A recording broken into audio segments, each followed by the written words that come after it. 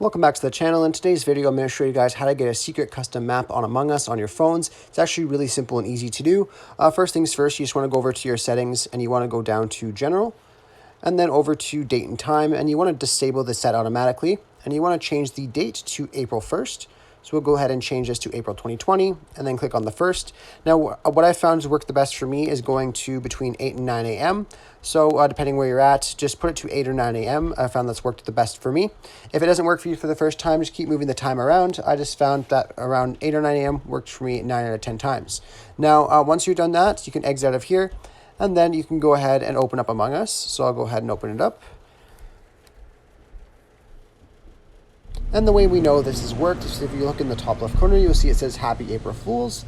So what we're going to do is show you guys the map by going to Free Play, and then I'll show you guys what the difference is.